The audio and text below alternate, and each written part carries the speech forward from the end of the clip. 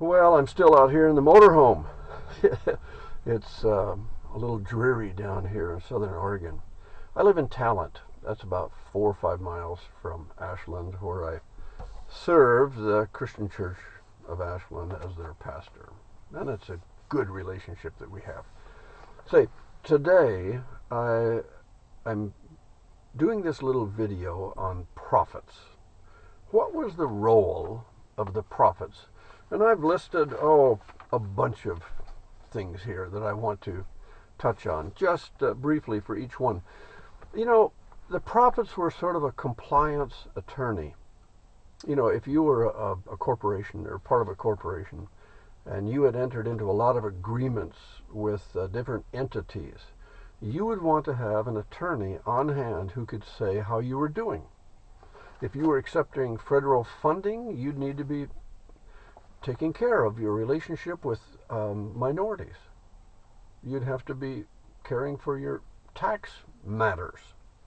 And so the attorneys were, the prophets were compliance attorneys. They would say to the king, they would say to the people of their day, this is how we're doing.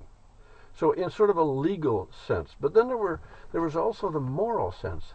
Some companies these days hire ethicists, people who ask, how are we doing morally? You know, how are we treating the planet?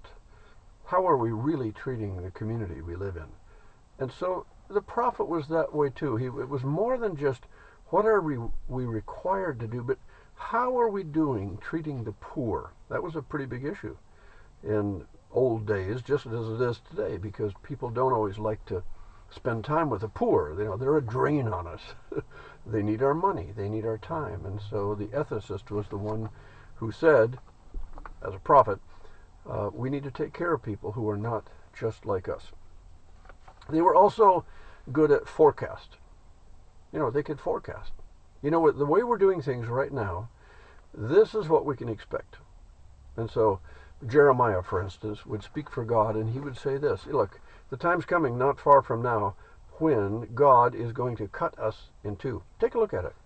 Jeremiah 34:18 and the verses following. He says, you know, we made a deal with God. We walked between the parts of the animal. There in Exodus, 24? We walked between the parts and we said, we will be faithful to God. But we've not been faithful.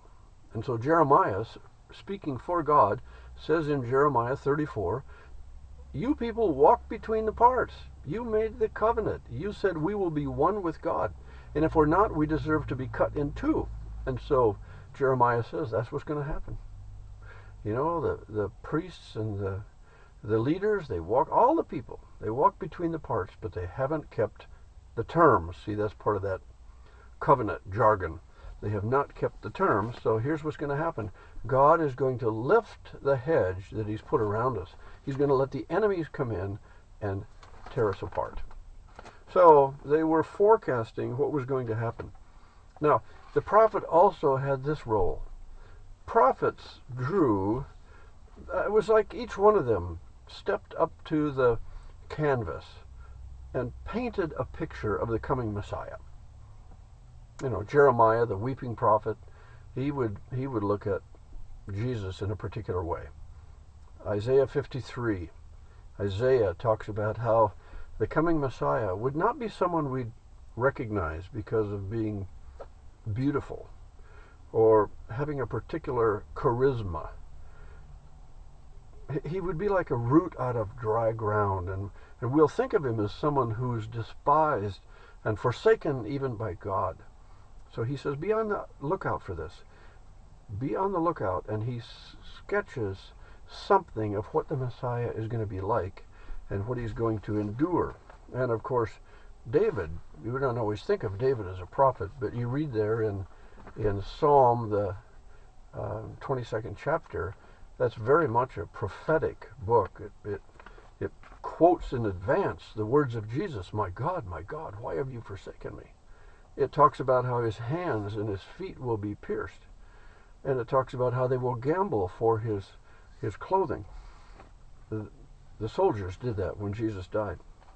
So you have many purposes for prophecy. Another purpose of the prophet was for us that after the fact, we look back at these 300 prophecies concerning the coming of Jesus, where he would live, where he would die, how he would die. And we look back and we compare his life to the prophecies or predictions made about him, and we say he was the one. Read it sometime in the 2nd chapter of the book of Acts, because that's what Peter does. When he wants to identify Jesus as the awaited Messiah, he looks at various prophecies. Probably the biggest one that he uses is from the Psalms. It's about the resurrection of Jesus, that God would not allow his body to undergo decay, and that he would not leave him in the the grave.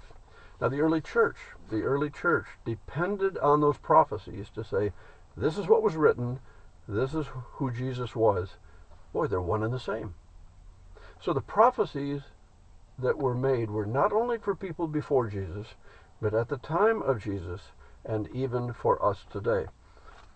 They are his credentials. Fulfilled prophecies are the credentials of Jesus.